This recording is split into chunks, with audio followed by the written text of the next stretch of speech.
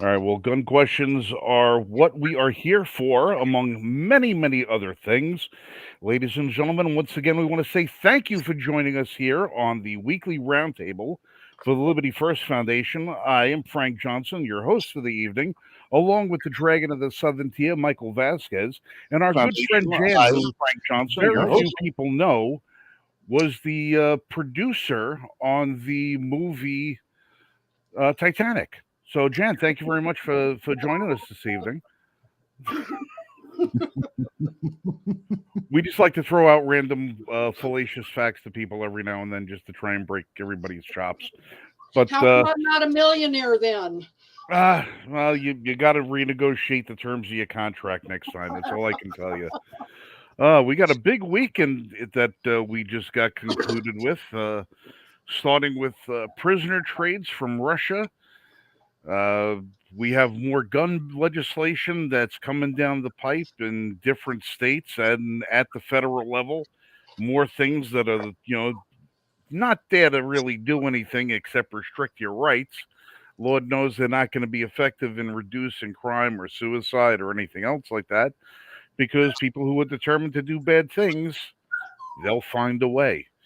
So, with that being said, you'll notice we're a little sparse tonight with a couple of our usual compatriots. Michael Marshall's under the weather today, so we're going to wish him a get well and feel better soon.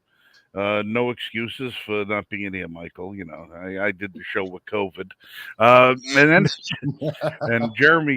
and Jeremy Bishop is yet to join us. Jeremy is on the other side of the country, so his time zone is a little different than ours. So when you see Jeremy, he's usually just about running into his house after putting in a 12-hour shift at work. So when he gets here, he gets a pass from the dean, so to speak.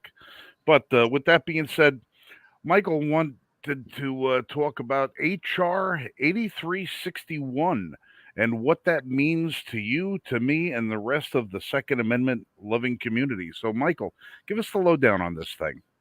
Well, I know Jan's going to be having some questions about guns, but I think this is a good way to start off because I know you also have an interesting idea for Congress if they want to save lives.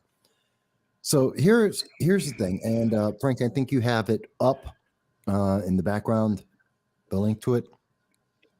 The bill. If you're going to ask me how to share stuff on the screen, don't. I am not the tech savvy guy. That's Okay, Mr. Marshall. let's see if I can do it. Hang on a second, folks, because I want you to see what I'm talking about here. So you should see it now. It should just be able to pop it up. Yeah, I'm going to add that to the stream. There we go. So the bill is HR 8361. It is currently being discussed in Congress right now. It is a lame duck section. They are trying to pass this while they have the majority of Democrats in control before you can ever find out about what's happening. So they're trying to rush this through. It's called the Preventing Suicide Through Voluntary Firearm Purchase Delay Act. Basically, in the most simple terms, you go to the government, you go to the federal government, and you tell them, I don't ever want to use a firearm to commit suicide. Don't ever let me buy a gun legally. That's what it does. I can never buy a gun legally. You can put yourself on that list. Theoretically, in the future, you will be able to at any time say, take me off the list, except they don't have a rule for that. And it's right here. The Attorney General shall establish procedures by which any individual may remove his or her name from the database. Keywords here. It shall establish procedures. They don't know how they're ever going to take you off the list. At some point in the future, they will find a way to take your name off this list. This is important for another reason. I'm going to tell you that in a second. The other thing is that it will take 21 days. Those are business days. So if you actually jump through the hoops that the government will require for you to take your name off this list to buy a gun, you have to wait 21 business days after they agree. So, why is this such a big deal? There's 20,000 people a year who use a firearm to commit suicide. This should save lives. And this is the big thing they're selling it on. If it saves even one life, it's worth it. Okay, that's a lie. Because here's the thing. Let's say they're going to use government grants, government funding, your taxes to convince every kid in high school that they should sign up for this because guns are bad. They're going to have programs and grants in cities across this nation with ads telling you that if you feeling down the holidays, you're feeling bad, you need to do this to save your life, to save the lives of others around you. If you know someone who is depressed or upset, to save their life, you're going to convince them to go and sign up for this. Okay, imagine you're a young woman. Tell me if I'm wrong on this example, Jan. You're a young woman. You're 16, 17, 18. You've been going through high school, college. You've been seeing all this paperwork. You're a bit emotional. And for whatever reason, you decide, you know what? I'm against guns. I'm going to never buy a gun. Let me sign on the dotted line.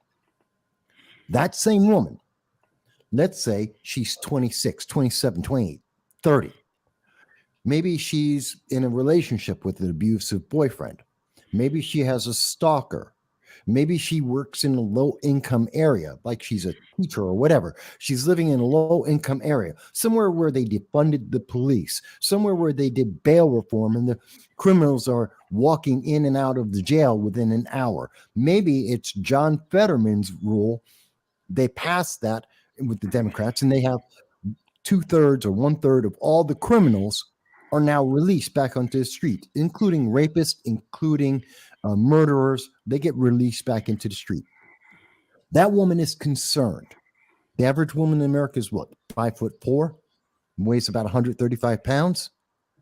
That woman is now in a situation where she's afraid for her life, especially with the domestic abuse. She's being abused. She wants to protect herself, maybe her kids as well. That woman now has to go back to the government. And if she may not even remember. I mean, do you remember, anyone remember the emails you had when you were 18? What your emails were, what your passwords were? Because that's how the government's going to tell you how you can get off of this list. You have to go to that email from when you were 18. And then they're going to say, okay, jump through these hoops, whatever they are. Get 3 doctors to certify that you're not a danger to yourself and others, that you're not on any medication. Have that all notarized, submit it to us. It'll take us 3 months in the government to look this over, verify it's true, and then you have to wait 21 business days for us to actually take you off that list so you can now protect yourself. How many women will die in that time period? How many women will get killed because of the stalker, the domestic abuser, the crime in their neighborhoods, because they saw a real and present danger and they weren't able to protect themselves? Meanwhile, anyone who's crazy, who's deranged, anyone who is taking the ultimate step and they decide to end their lives, not having a firearm doesn't stop them. It doesn't stop them if they're serious about that. They'll still commit suicide because even with red flag laws, we know based on the studies from Duke University, based on the studies from Indiana, University of Indiana, 40% of the people who have a red flag action because of suicide prevention, 40% of them go forward and commit suicide a different way within 18 months. This doesn't work. This isn't about stopping suicide. It's not about protecting anyone. This is the government saying, you're on a list, you'll never get off the list. We're going to make it a burden. And we don't care if you die because it's about not giving you the chance to defend yourself. And I think it's going to hurt women more than any other group. So there's the summary right there. What do you guys think? Well, I think they're also going to probably figure out how to throw in the caveat that in order to regain your right that you voluntarily acquiesce to the federal government, you're going to have to give the federal government unfettered access to your medical records, because they'll have no problem asking you to say, okay, we'll have a doctor sign off on it. Well, they're also going to wind up asking you to sign that little form that says that they have the ability to go back and look at your record. And then they can say, "Oh, by the way, we're also going to want to go back and look at your social media and everything," because now it's not you've basically turned yourself into having the same amount of rights as a convicted felon, and Even they're less. gonna even less, and without the advantage of actually having committed the crime in the first place. So Yeah. the federal government will look at a way to figure out and say, well, you know, you might have said, when you signed this document, that you may fear that you would take your life with a handgun. I don't think you're capable of making a rational decision now. Once you sign that paper, you will never get those rights back, regardless of how many hoops they put it through, because it's going to wind up coming through some administrative bureaucracy, and they will keep just adding more and more rules and regulations and expanding their grip the longer it goes. Now, it's worth noting, I was reading a little bit into that thing, and they said that the likelihood of this bill actually passing 3%. through both houses, 2 or 3%. It's never gonna amass to Don't anything. believe that, Frank. However, No, don't believe that, Frank, because well, they said no, the same thing to me about the bulletproof vest in 2019 no, and in no. Let 2021. me finish, Mike. Let me I'm finish sorry. my thought. I'm sorry. Let me finish the I'm thought, excited. brother. This bill may never amount to anything, but it shows you the thought process into what they will try and figure out how to stuff similar legislation into another bill that does have a chance of passing. They always see, the thing about gun grabbers is they always telegraph their next five moves. And while we sit and we say, okay, look at this stupid crap they're trying to throw at us now, and we laugh at it and dismiss it because we know it doesn't have a chance in hell of passing as a standalone bill, we always wind up tipping our hand to it, and it comes back in another form. How many courts have overruled magazine capacity bans? How many courts have overruled all the restrictions that New York, New Jersey, Connecticut have put on bills like the SAFE Act, where the courts have gone in and gone over it? But yet you'll see them pop up in another state somewhere else. And the biggest telegraph of all is packing the court. Mm-hmm. As long as they have the ability to come out and take the makeup, take the mask off now and tell you, oh, we would never pack the court, we would never do this. And now they're actively saying they're going to. Look at all the little seeds that they're planting around in legislative bodies. They're telling you what they're going to do if they ever get the opportunity to pack those courts. All of these little seeds are going to turn into saplings. Those saplings are going to turn into trees. Those trees are going to turn into a forest, and we're not going to be able to cut our way out of it because they will plant them. And just because a bill like this only has 2% chance of survival doesn't mean that it won't get rolled into something else. Now, I had thought to myself a couple of years ago, I was driving, Alexander and I were driving to Texas last year. And we know that one of the golden grails that the left wants is the firearm registration. They want a complete list of everybody in the country who has a gun. And right now, as much as we would like to think they don't have a list, you could pretty much compile it when you figure out the background checks and everything else.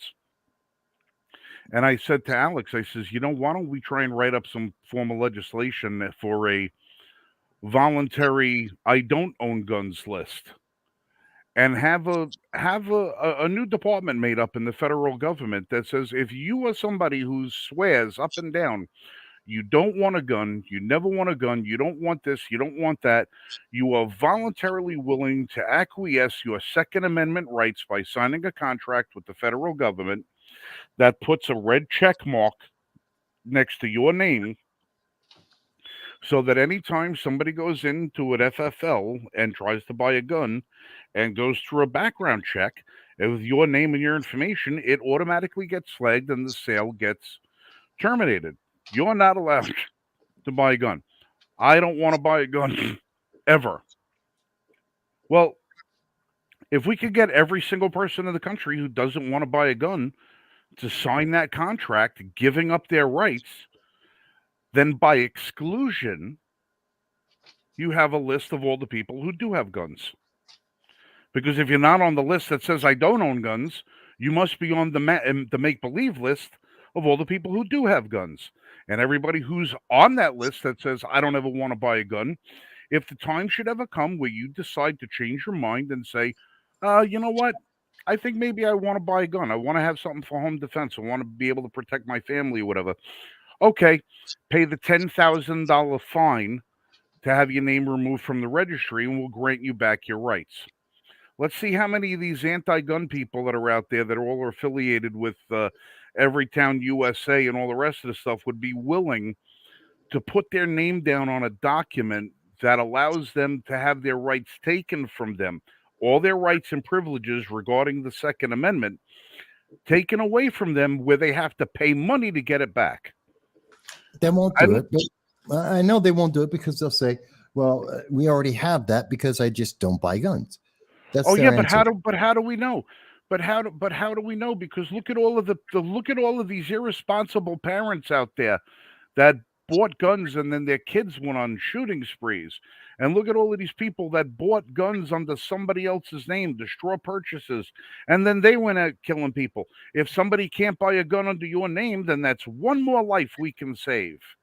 That's a classroom we can save. That's a supermarket worth of people that we can save.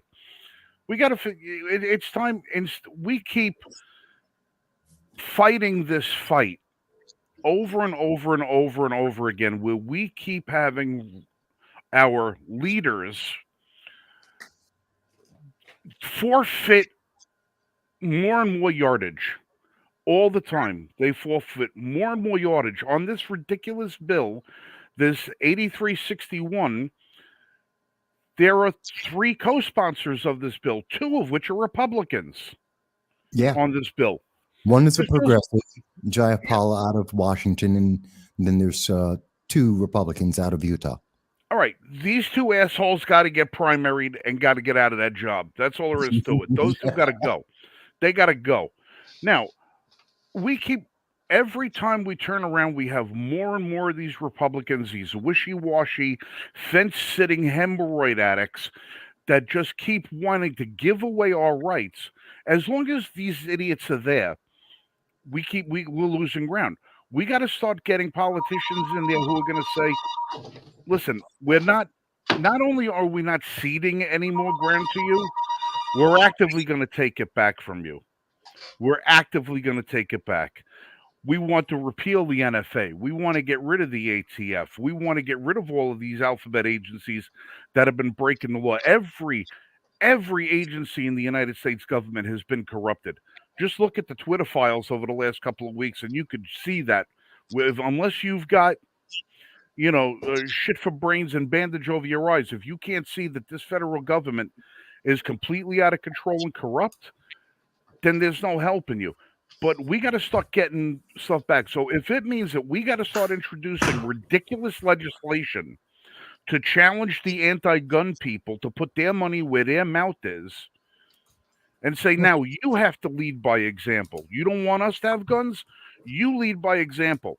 When a 911 call happens from your house, don't expect armed police response to show up. Your house is red flagged. You'll get one of the counselors to come to your house to extricate you from that dangerous situation that you don't want to defend yourself out of. Something's got to be done, and we got to start fighting back. Well, how about this, Jan?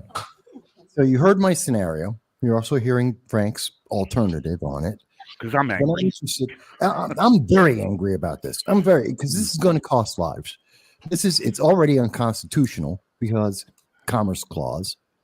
But they are selling this, and they are saying, no, this is going to protect women. This is about protecting men and women. It's going to save lives. And if you don't do this, you're evil. Well, I just gave you a scenario that I think is very realistic. I think it's very accurate, very potentially happening right now. Jen, tell me, Where do you stand on this? Am I out of my mind? Does it make sense? Well, it totally makes sense. And if you look at the bills, the gun law bills that they've been trying to pass over the last 10 years, every one of them state, well, this is for your safety. This is for the public safety. And yet, who does it target every time? Women, minorities, Mm-hmm. and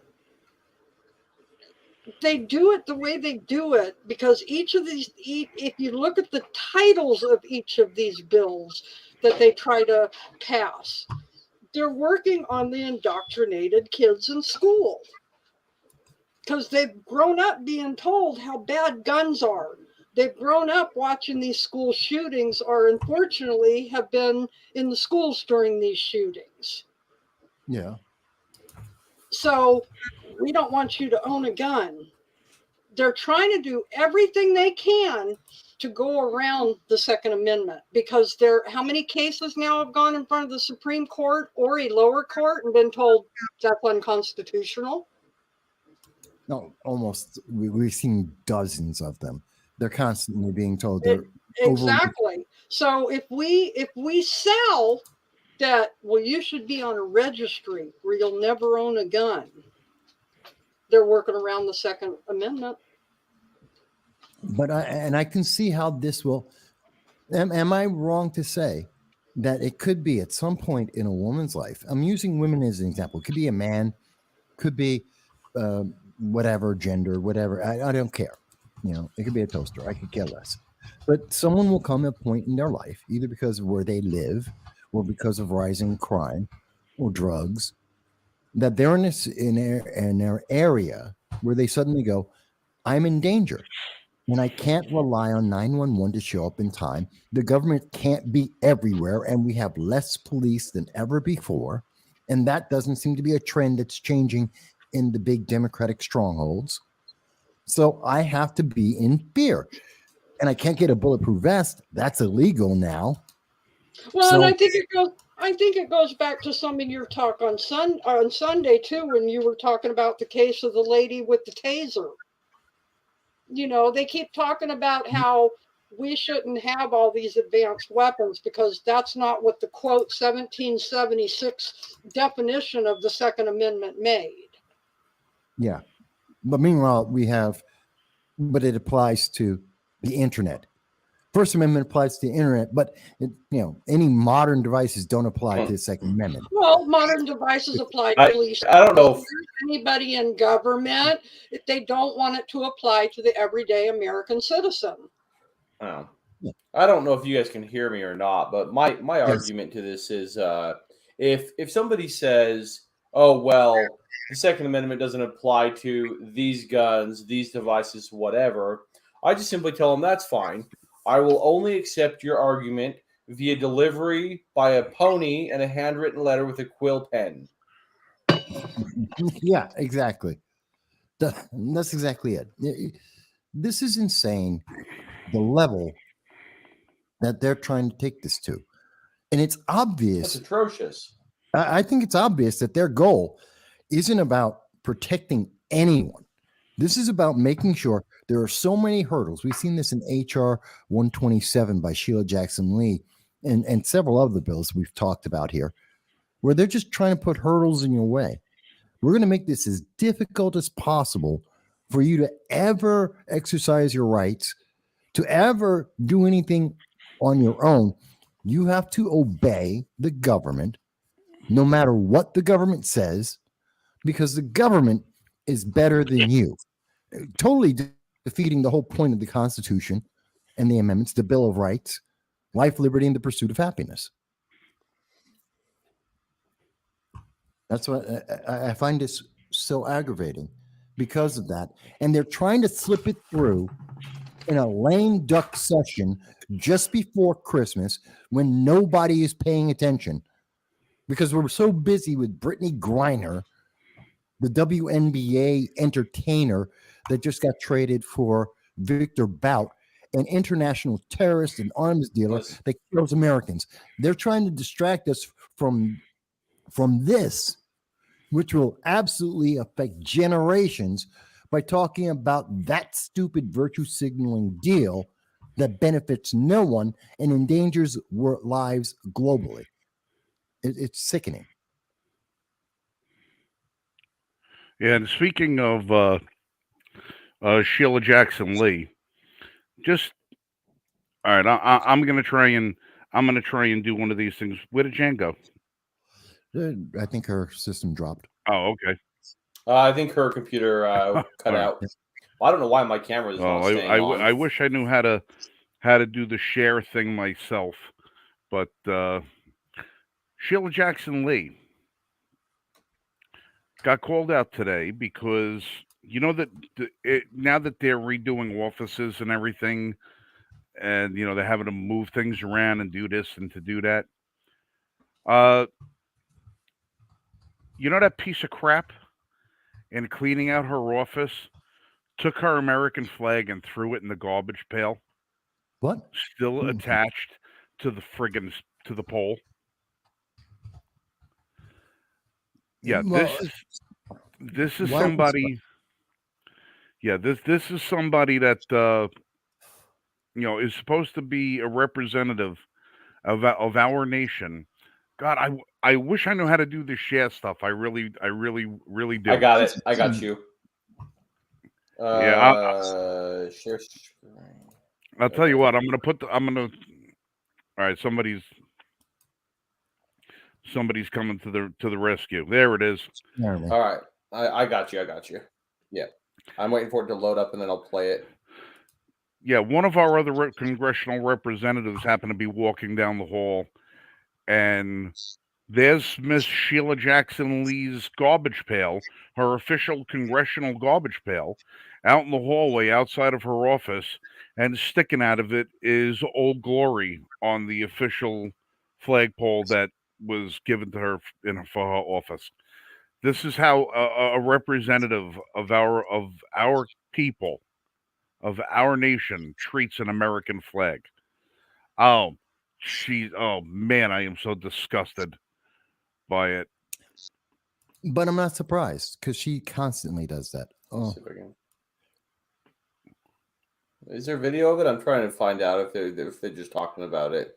no, Well- I think they're just talking about it. Well, I Yeah, okay. I have a still picture of it. I'll put in the chat if you wanna link it, and if you just want to hit the link in the chat, Jeremy. Oh, There you go. There you go. Yeah, this is her.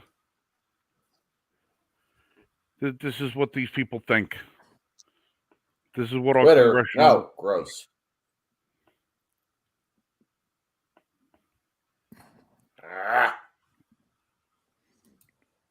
Anyways, there you go. You can see it on the right hand side of the screen. yeah. Now I'm surprised. Now Old Glory and all its glory in the trash. yeah. That's just crazy. Yeah, Representative What does Brian it say? Mask, who's a Move veteran, 118 section. Yep. you know, found this walking up the hallway. Just throwing it. But are you surprised? Because she And is. it looks to me, if I'm not mistaken, if I can go to my, I'm gonna bug out for a second. Look at this on my own. I believe that's also a POW MIA flag wrapped up next to it. It looks like it is. It looks like one. But that's because she's virtuous. When she needed it for the election in the 22 midterms, she needed to be patriotic. And now that the election's over and she's in, she doesn't care.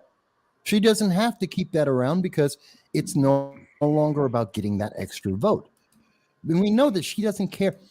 HR 127 was a great example of her trying to harm women, poor people, minorities. She did that on purpose.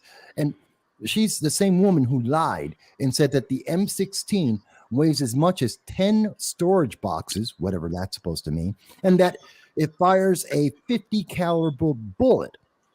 This is a woman whose only idea of the Second Amendment comes from Rambo movies. Okay. She has no connection to reality, and she's in Texas, and she doesn't care because it's never about protecting anyone. No, it's not that she doesn't have a connection to reality. She knows exactly what it does. She knows exactly what it's capable of. She just lies.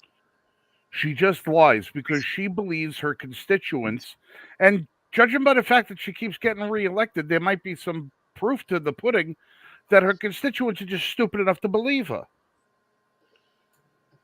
Well, and I think some of the reason these people are getting reelected, we're finding out on Twitter right now because of the suppression and the lies and working with the DOJ and the FBI and. Well, yeah, if you tell people every day that anyone who disagrees with the message, the approved message on mainstream media, the leftist media, well, they're just lying to you, because the New York Times wouldn't lie to you, even though they make up stories. Newsweek wouldn't lie, even though they've announced that they had to fire people because they made up stories.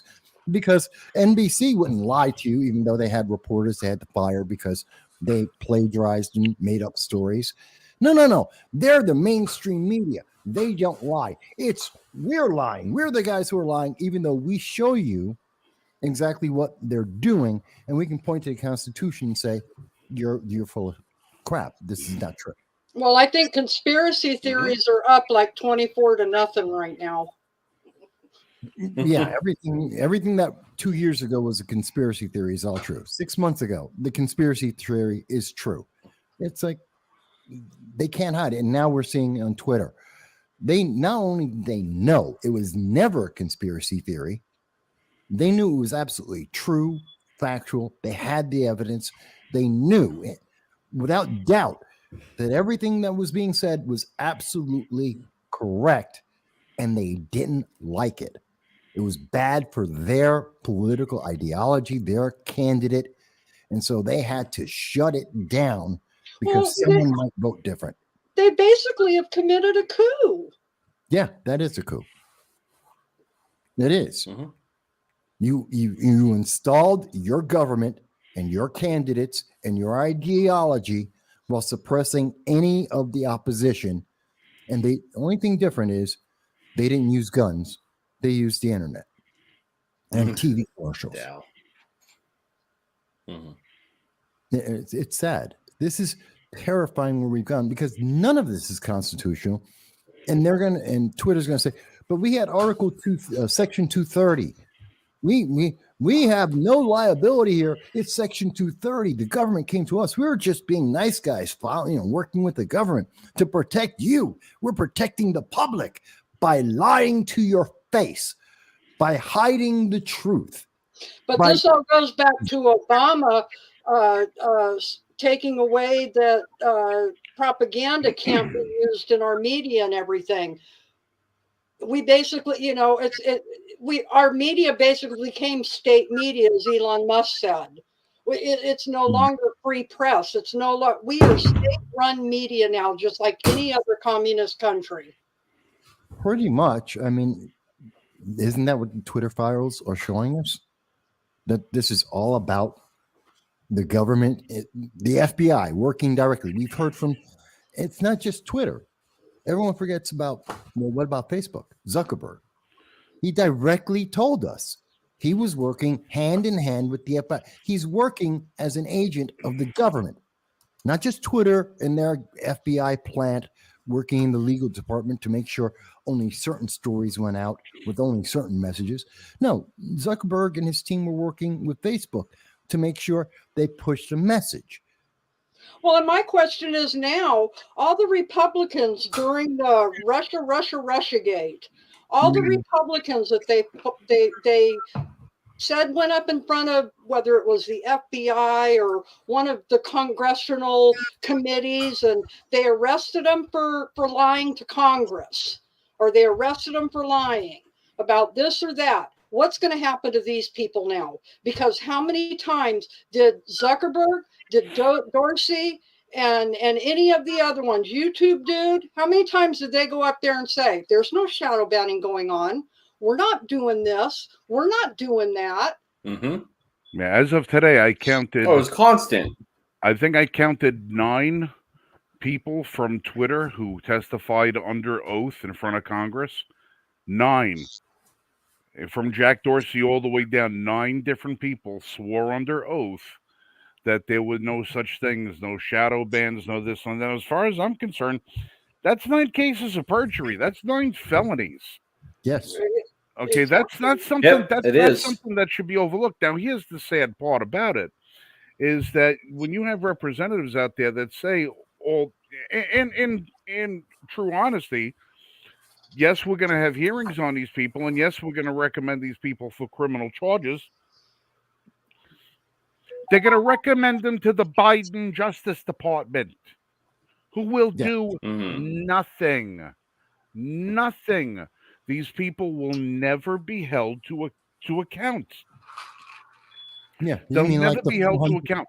They'll hold Roger Stone to account. They'll hold people from the Trump administration to account for contempt of Congress because they said, "Frig you, I'm not testifying," which is your right. You shouldn't have to be to go testify to anything in this country, as far as Fifth Amendment, Mhm. whatever. But they can hold people in contempt of Congress. Congress gets their own set of laws that they're allowed to oversee. But you got these people that went in for that they perjured themselves. They're not going to be held to account.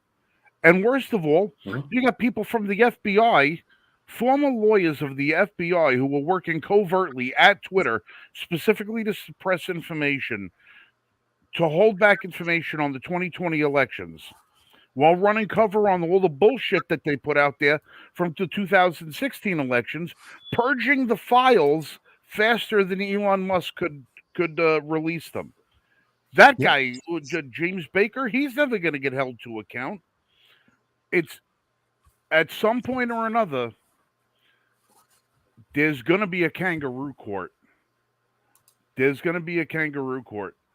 And I don't know if it's going to be the kind that we see today when we have Congress holding their stuff, or when the civilians finally get their say and are able to It hold. should all go under military tribunals at this point because Congress isn't doing their job in any way, shape, or form. Let them do Sweetheart, military tribunals. have you seen the leaders of our military lately?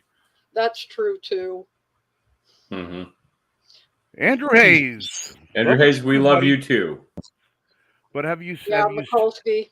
when you have military generals and admirals and all the rest of that stuff wearing puppy play leather S&M helmets and taking photos of themselves, but conveniently removing their name tags so you can't identify which one of them is, and you have the guy who's supposed to be in charge of getting rid of our nuclear waste, a cross-dressing lunatic running around stealing luggage out of airports.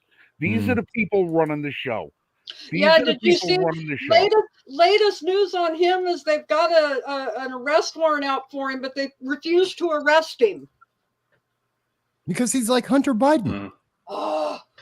There's 400 charges there are 400 charges pending, sitting with the DOJ right now with evidence, investigations done on Hunter Biden and Merrick Garland, who is part of the Obama administration, supports the Biden-Harris administration, who's going after parents for being concerned about what's happening in the local schools and their PTAs and school board meetings.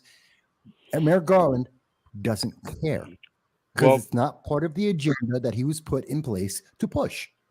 Well, we still don't have any information from where Hunter Biden, threw away the gun. The illegal disposing of the firearm. That's not even a federal charge. That's a state beef. That's a state beef. Still haven't. The state won't even go after him for that. And you get all the left over there. Oh, Hunter Biden's, his laptop is old news. First it was Russian propaganda. It was fake news. It was a forgery. It wasn't his. All right, maybe it's his. It could be his. Now the big guy doesn't mean Joe. Listen. I don't give a shit how old it is. You got a picture of a guy naked, smoking a crack pipe with what appears to be an underage girl, half naked, around his midsection. Where is she? Where is she? Who is she? Because now that we know that Twitter for the last at least 5 years was not only actively covering for child trafficking, See you later, Andrew. but they were letting it. They were running interference for it and lying to Congress, saying, Mhm. "Oh no, there's no child trafficking going on." How many children are missing and exploited? I think I checked the last time. There's 48,000 missing children in the United States. Mm-hmm. 48,000 of them. Yeah. 48,000 of them. Here we have one person who can at least answer for where one of them is, and we're going to call it old news. Who is that little girl and where is she? Is she even alive? Was Well, that I have picture a taken feeling in a lot. America? Was that in the Philippines? Was that picture taken on Epstein Island? Where was that picture taken? Who was that little girl and where the fuck is she? I have a feeling a lot of those little girls that Hunter was with are Chinese, and you'll never hear anything from the Chinese government about letting those little girls speak. The more we find out weekly about what's going on, it's almost impossible to keep our outrage under containment because every week the story gets worse. And it gets worse and worse and worse to the point when, I mean, when any of us were kids, did we ever think that there would be a possibility that two planes would fly into the World Trade Center? Of course. We would have never thought of it. No. Wouldn't have fathomed it at all. And now we see what the news is on a daily basis from around the world, and it's like nothing shocks us anymore. But you know what it is, Frank? You know what it is? There's a reason why we're hearing so little from the Biden administration, from Kamala Harris, Pelosi, Hakeem Jeffries, all the Democrats, because their goal right now is to wait. Because in 3 months, no one will remember. And that's their biggest trick. That's why we're getting stories about Brittany Griner. Okay, the deal's been made. Why are they still talking about it? Brittany Griner landed in America. Who cares? No one cared about her in WNBA. No one cared about her when she was convicted because of a crime she admitted to, and her reason for committing the crime of importing drugs into a foreign nation against their laws. Her reason for that was, I was in a rush. You entitled twit. I was in a rush, so I just took the drugs with me into a foreign country and broke their laws on purpose. Well, the thing that gets me is, she broke the law each previous year too, because every time the WNBA wraps up their schedule, they go overseas, and she's played in Russia before. Yeah, she knew exactly what she was doing. She just didn't think the rules applied to her because she's entitled. She's black and she's lesbian and she's progressive and hates America. So the rules didn't apply to her. They applied to other people. Well, and to find out that this deal that they made actually in the beginning was for the Marine. Biden's the one that came back and said, no, we're going to do it for Brittany because it'll give us better news. Because this is about politics. It's about control and virtue signaling. It's not about the Constitution. It's not about what's right for our country. It's not about the consequences that are going to happen down the road. Look, I wouldn't have been happy with getting our Paul Whelan, a U.S. Marine who defended our nation. I wouldn't want him to be traded for Victor Bout either, because Victor Bout is an international terrorist gun dealer. He is responsible for warlords in Africa, killing tens of thousands, if not hundreds of thousands of people. He's responsible for arming terrorists throughout the Middle East. He's responsible for people dying in Europe, in South America, and attacking Americans, which he hates Americans. I don't want that man anywhere but in jail. And what he's going to do, and I think the reason why they made this deal, Biden is looking at Ukraine. Americans are pissed that we're spending tens of billions. We're spending more money than we spent fighting in Afghanistan or in Iraq, and we're giving it to Ukraine, a country that is absolutely known for its corruption, that we have no connection to, and a war that has nothing to do with America. Americans are walking away from that deal. And we're saying, stop giving them more money. We don't need to have this economic proxy war that is hurting America. It's hurting our allies in NATO. It's hurting everyone except Russia. And we want to say, well, stop. It's not our fight. Don't spend our money. And so what does Victor Bout do? Remember the movie Lord of War? Nicolas Cage made it very clear. Sometimes when the U.S. doesn't want their fingerprints, when Joe Biden doesn't want his fingerprints on giving the weapons and aid to a country like Ukraine, because the American people are upset, he goes to Victor Bout. Victor gets free. His deal is, oh yeah, you're going to help some of the Ukrainians. You'll do other things around the world, but you're going to help the Ukrainians. That's part of the condition of the trade that we're not being told about. That's a back channel. Yeah, you're going to make sure the Ukrainians get weapons. We will funnel the money to you. Make sure they have weapons to fight, because Joe Biden still wants to fight that war, even though the American people are saying, stop. That's why I think this deal happened. Whether it was going to be Paul Whelan or it's Brittany Griner, that's the real reason why Victor Bout is now free. And the fact that he scored virtue signaling points for getting back one basketball player, an entertainer. There are 15,000 Americans, 5,000 in Afghanistan, 10,000 in Ukraine, that he abandoned on purpose, told the world he doesn't care about those Americans. And he got one entertainer, and he's like, oh, see, I'm such a great man. I love black people and gay, LGBTQA plus. I'm such a great guy. Look at all the things I'm doing. He screwed the world. He screwed America, and he's screwing the Americans he abandoned around the world, and I will never forgive him for that. That's me. I'm pissed off. Sorry for the rant. Well, and one of the This things is why we're. Go ahead, Jeremy. Sorry, you first. One of the things that really pissed me off about it, too, is when she came back to America, they had to take her to that military installation because she has to be deprogrammed. What? Deprogrammed from what? She's a liberal. She's always right. Right. She's being told what not to say. Because I would imagine if she's Russian prisons, the gulags, they are notorious for being hellholes. They are some of the worst, most violent, most brutal places on the face of the earth, separate of a war field.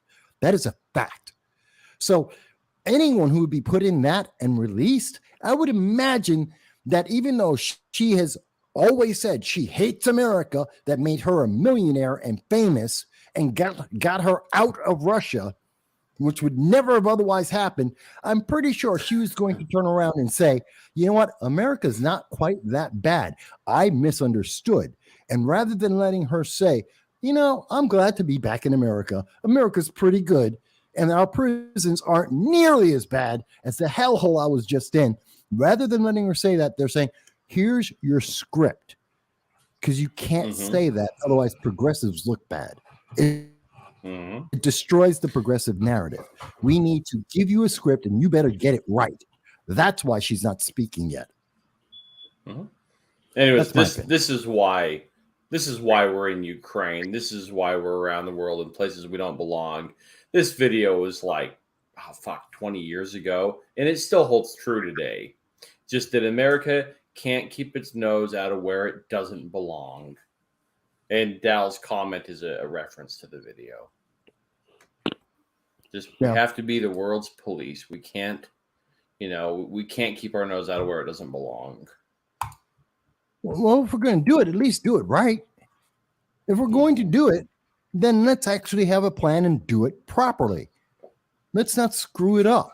Not doing it halfway. And no one believes that we're the world police or we're serious when we leave 15,000. But the American government are professionals at fucking it up. That's what they do best. Sure.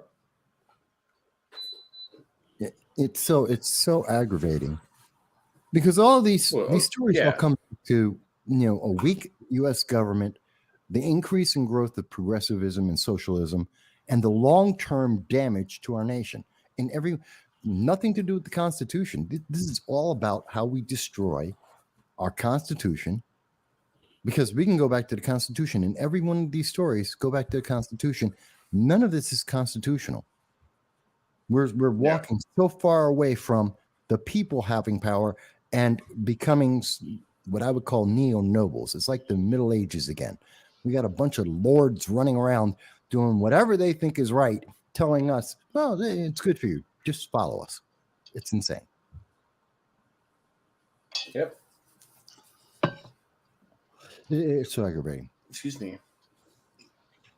So I don't know. Between what they're doing now with the lame duck and seeing what they're trying to distract us with, this whole, and Brittany Griner, really, this even shouldn't even be a story. Right. I mean, she's as bad as Kanye. Well, and Putin's already come out and said that he's willing to maybe make some more deals, to release Whelan and stuff, so what other terrorist are they going to release? It was amazing that Obama traded for the transgender now for terrorist. How many people did Trump get released from countries and didn't cost us a cent, didn't cost us anybody being released? Well, we had four students return from China. Yeah. And not only didn't it cost us anything, we got an apology note along with it. Mm-hmm. Difference between strong leadership and weak leadership. That's the difference between people who think America is a great country and people who are walking around the world apologizing for America existing.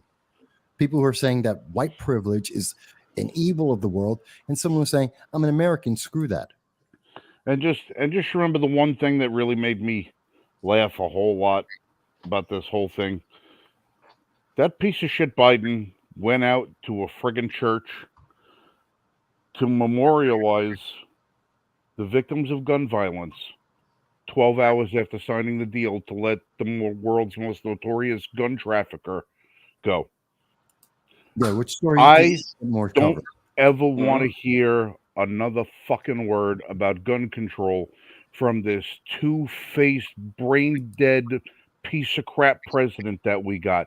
You leave billions of dollars of guns on the runway in Afghanistan, trade away the world's most notorious gun dealer, and then you're going to worry about whether or not I have a pistol grip on my AR-15, or if I have a pistol brace on my AR pistol, or if I've got more than 10 rounds in a magazine, or if my lung blower 9,000 and 9mm ammunition is too powerful for civilians to carry. Go jump in a bathtub and go for a nice swim with your head underwater. I'm tired of this guy. I'm tired of this hypocrite telling me about my Second Amendment rights when he's pulling this kind of crap. This gun dealer, how many hundreds of thousands of people died because of what this guy was peddling around the world? And how many of the guns that this guy was peddling were supplied to him by the same government that's now telling me what I got to worry about being legal or not? Mm-hmm. Well, how many people have died at his stupidity, and how many more will? So, and Frank, you're not allowed to talk about standard capacity being 9mm AR pistols again. I'm sad. It just sickens me. No, you've hurt my feelings. Now, don't get me wrong. Russia getting this guy back, I don't necessarily think that the landscape looks pretty promising for this harbinger of death or whatever the hell they call this guy either, because from what I gather, he was robbing Russia blind of the amount of weaponry that he took out of that country after the fall of the Soviet Union. And with what's his face over there, Putin being a good old KGB guy, he was probably on Putin's radar when that whole thing went down, and Putin might want some retribution from him, Nah, or at don't least believe want that. his cut. Don't believe that. One, he's super rich because he took all the weapons from Russia. Two, he was funding those wars in Africa. Who do you think was backing those warlords? Russia and China. Russia and China were the ones who were instigating those conflicts. So he was actually doing what they wanted. And this is why he got the weapons and why he was allowed to travel around the world to do this. He was doing what governments want him. He was working for China and Russia and the United States in covert ways. When they couldn't send in the weapons, he got the weapons from those governments to do it for them. Russia's not pissed at him. They're happy. They get to go back and have more influence in Africa, where they're competing with China, by the way. In the United States, not even an afterthought. Who controls Africa? China and Russia. And that's terrifying. If people really want to pay attention to, you want green energy, where do you think you're getting it from? Africa. Where do you think you're getting all the resources from to make those windmills, to make those electric cars? The person who controls the resources in Africa controls the future of green energy and electric vehicles. And China and Russia are winning that, not the U.S. Well, and one of the things they don't want you to pay attention to either is why all this Brittany Griner crap was going on. You got Z running around all these countries, making sure he's got a picture taken of him and whoever the head of the state is, because, China wants to be the new superpower. And they're well on the way to do it. And you got North Korea shooting off more missiles again this last couple of days. 70 in a year, more than, at this point, more than every president in 4 years combined. That's just insane.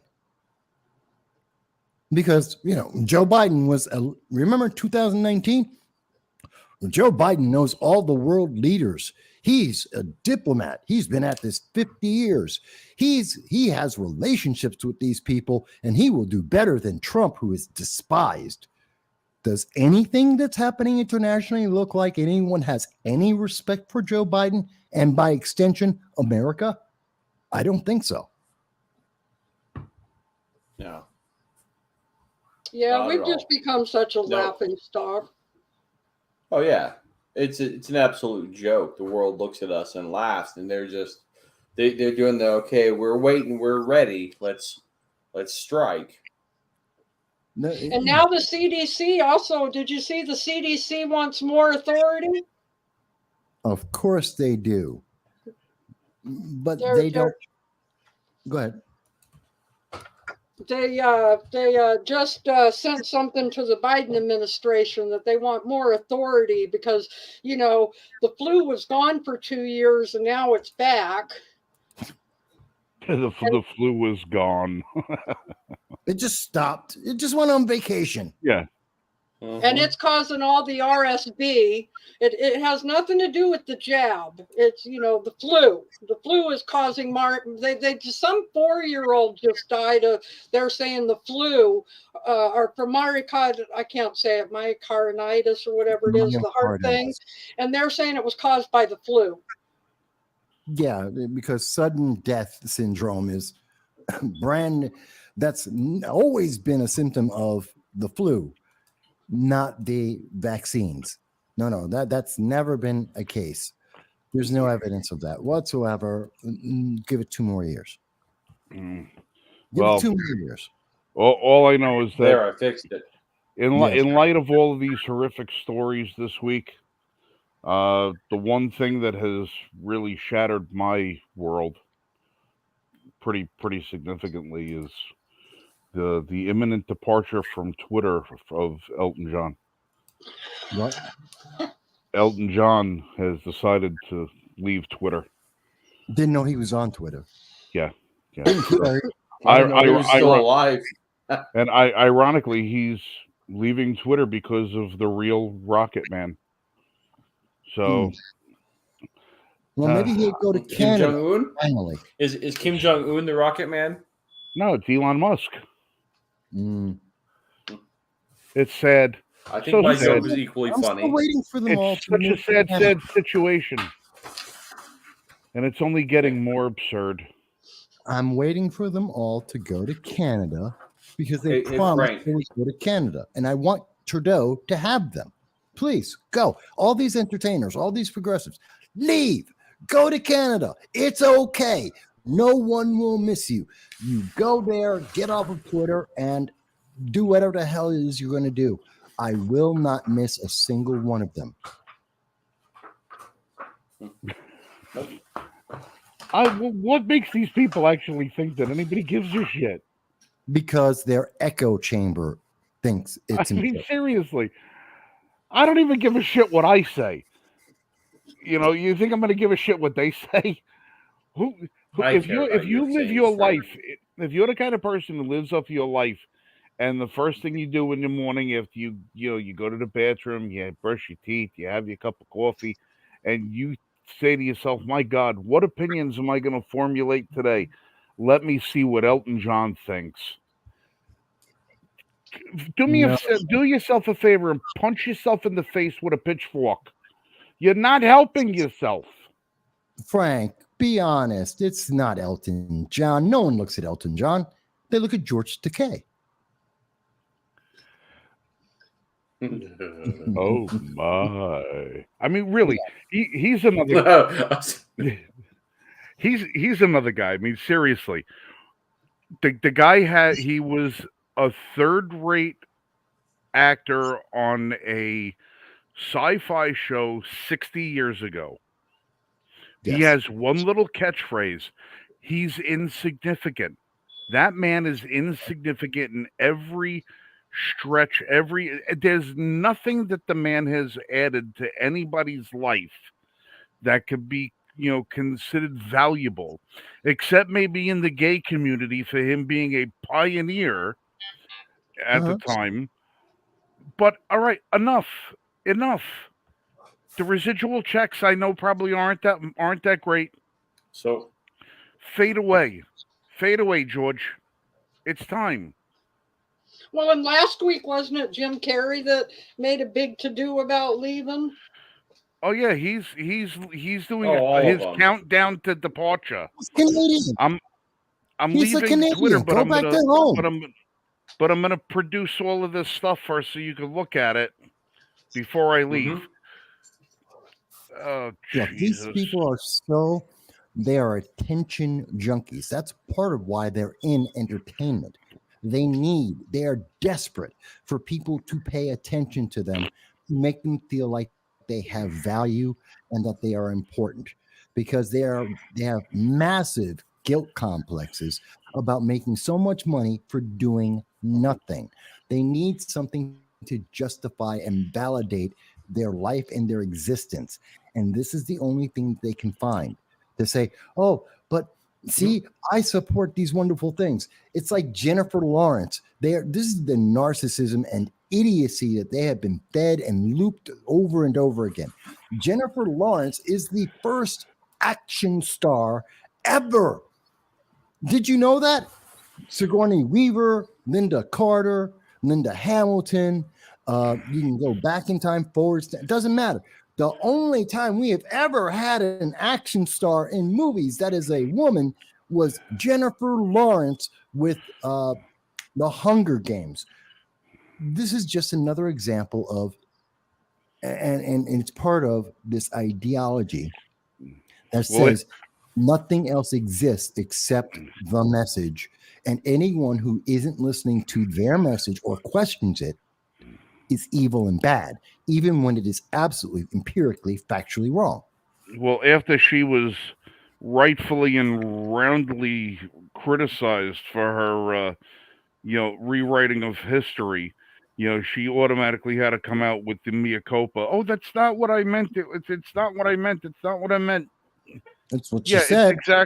It's exactly what you meant. You have no grasp of history outside of your own life, so you discount whatever existed before you showed up on the scene. She's another one that is just, I can't tolerate it. I can't tolerate it. But you see how this falls back to what we started with HR 8361. The Second Amendment only exists for them in the way they want it to. It's only relevant in the way they want it to. The Second Amendment's evil because they don't want to own a gun personally. The security guards can, but you can't own a firearm because they don't trust you. So you have to be denied a right because they feel better that way, because their world circles around them. You, But you, it's, did it, you ever it's you ever see that TV show? I forgot, on one of the True TV or something like that. Another one of these porn, PAWN, these pawn shop things, where it's like it's set in Detroit or some shit like that, and it's always, you got the guy, the bald headed guy who owns the place, his daughter who's always a drama queen, and the son who's the television tough guy, you know, always yelling and screaming at the customers, and I'll smack you, I'll do this, I'll do, yeah, well, come outside. As soon as he steps outside from around the counter, he's got his 400-pound security guards that escort everybody out of the place every time somebody questions their thought process. That's what all of these people are. They all live in that bubble. They all live in that thing. Oh, I don't need a gun. I don't need a gun. Oh no, because you got 14 private security guys around you, like David Hogg. Like the day I seen him outside the NRA convention, where he's got a team of private security guys over there, all strapped with at least 2 pieces on them each. I was there. And to those I guys, was there. shame on you. But it's how they've Frank, viewed the Constitution forever. This is how it works for me. But yet, if you bring something up for the Constitution, oh no, that's not how it's supposed to work. Perfect example. The stuff that's been coming out of Twitter, and Trump came out and made a statement and said, if this is the way things are, then the Constitution should be thrown out for this reason, and this reason. And all the liberals came out and said, look, Trump's saying throw the Constitution away. That's not what he said. Well, they'll never put anything into context. I mean, all you got to do is just look at the hysteria they have and over all of the people getting their accounts back. You took away their private playground. You took away their private playground, and now they're all screaming bloody murder because we put a big rip in their echo chamber, where now other voices have to be heard. Other people are going to be seen. Their opinion is going to be challenged. And all of a sudden, it's no longer the big, Epstein Island fuckball that they used to, all getting each other off. Now they actually have to fight. And they don't have the artillery to do it. They don't have the artillery to do it. Go ahead, Jeremy. Right. That's if I'm reading your comment right. Cori Bush spends twice the average income in the United States just on security every year. Yes. She spends $70,000 a year. Uh-huh. So you average Americans who make $35,000 a year, I think is the average in America right now. Yes, that is. You would have to work 2 years with 0 bills on anything just to be able to afford the level of security that she has in 1 year. Before you spend any money on taxes, yes. Right, to a penny. And that means all of your taxes and 100,000 of your neighbors' taxes goes just for her security because they are, I'm not going to get into it, but it's unbelievable the amount of money that they're allowed to spend on private security. And guaranteed she makes more than what she's supposed to make on a government salary. Well, shit, yeah, they are. I mean, go ahead, Frank. Well, then, look, this goes back here. It all reminds me of, anybody know the name Ingrid Newkirk? That one I don't know. All right. She either I can't is or was, I'm not sure, the CEO of PETA. People for the ethical treating. I know the name now. Treatment of animals. The charity that wants to treat animals so nicely that they euthanize 250,000 adoptable animals every year. They go to shelters, take animals out of the shelters, animals that people are trying to adopt. They take 250,000 of them out of the shelters and then euthanize them at their headquarters because it's more humane and ethical. But Ingrid This Newkirk, scumbag. yeah, Ingrid Newkirk, yeah, she's a diabetic. Ingrid Newkirk has got what's it class? Which one is it that you got to take the insulin for every day? You got to take the shot. Is that Type type 2? 2? Type 2 diabetes? Yeah. No. Well, you know that they derive the serum from animals. Yeah, They there's- derive yeah. And she was saying something about how they have to get rid of insulin and they have to do this and they have to do that. And she says only certain people should be allowed to have the insulin. Mhm. They said, well, all of these diabetics, what do you suppose that they do? And she says, well, we can't have it. We have to portion that off. And someone mentioned, well, aren't you diabetic? And she goes, well, I need my life to fight for the animals. I need my life. Fuck all of you other people. To hell with all of you fat bastards. You people with your lousy diet. You people that were born with diabetes or just developed it because of genetic. Fuck all of you. I need my life to fight for the animals. So I should be able to get my insulin, not anybody else. She said this. Maybe not so colorful. Well, I way mean, as let's do, not but let's she not said, stop on the. I need my life to fight for the animals. This is the same mentality that is rife within the celebrity and political class, and even you got to say the corporate class, that they are all above everybody else, and it doesn't Oh, yeah. matter what they want for us. They don't have to live by it because they need their lives to better dictate to us how we live ours. Yeah, it- that's That's exactly the right. elite. That's the elite. Do as I say, not as I do. You can't have it because it's more important to me. they're insane. Mhm. This is upsetting, but and the problem is they are convincing our kids in schools through the federal funding and the promotion of federal oversight that, oh no, don't believe your parents, don't believe anyone who can show you any evidence, discount all of that, just obey. We are teaching our kids to obey, and this is the stuff they are teaching them to obey. The consequences of all of this are long term. What's going to happen in 5 years when those kids who are 13 right now get to be voting adults and they have been trained that the world circles around them, that they are entitled, that you have to give up everything you have so that they can then redistribute it to whatever they think is worthwhile at any given moment, that you have to protect them while they take away your right to self-defense, that they get to choose everything for everyone in the world. And if you question it, you're the bad guy because they're doing the right thing. Well, the either scarier thing is these are going to be the new leaders of generations. Mhm. Oh, and by the way, if God anyone's help us, they curious, can't- I try to always, if I remember when somebody says something stupid, I try to cite the source.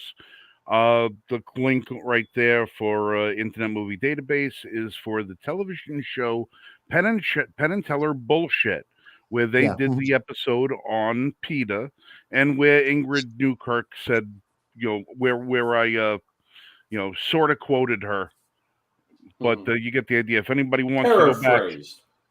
yeah, if anybody wants to go back, it was the PETA episode of 2004, Penn and Teller Bullshit. It's Just wanted to get that out there. no, because these things are all sourced. It's like, and again, I'm going back to what we started the show with, HR 8361. People will tell you, no, you just don't understand. I can read. We showed you the source. We showed you the link. There's You can go to C-SPAN and see the discussion right now on the bill. And they're going to tell you, but you just don't understand.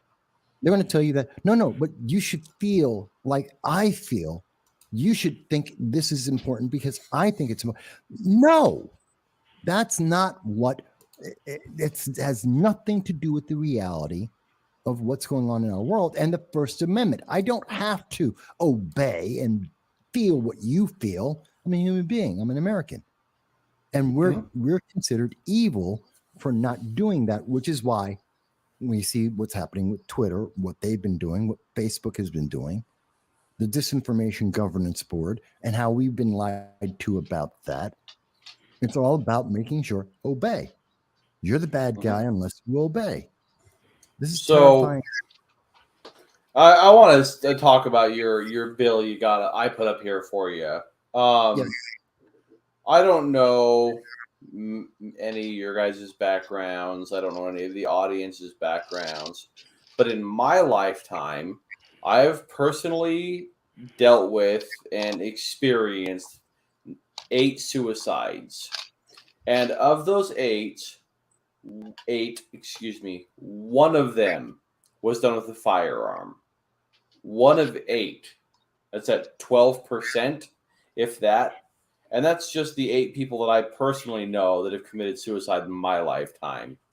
This is bullshit. All of this suicide prevention through voluntary firearm purchase delay act. That's bullshit. Fuck that. I'm sorry, but everyone I know, go ahead. You first. I know the data on this, the real data, the full data that they put out there. It is correct that there's 45,000. We've seen suicides have been increasing every year since the most recent data since 1995. Suicides are up. That's a fact. 95. What's that? The Bill Clinton era?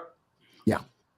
And I tell you what, after the last 2 years, you're going to see a lot of suicide spike, and probably 5 to 7 years from now, you're going to see a lot of people. A lot of suicides are going to spike because you have a whole generation of kids that spent a year and a half locked inside their houses, forced to wear masks with no social skills, who don't know how to go out and play, who don't know how to make friends, who don't know how to have relationships with people, who don't know how to do anything except sit there with their electronic device strapped to their face.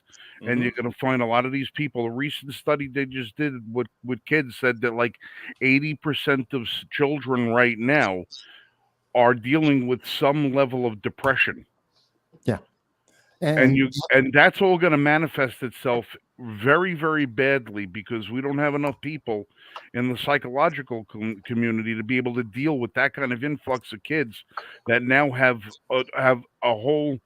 You take a 10-year-old kid, take 2 years out of that kid's life. That's like a 50-year-old man who spent 20 years in prison. Yeah, but Frank, you fucked up these kids' brains pretty badly. Yes, and Frank, it's already happening.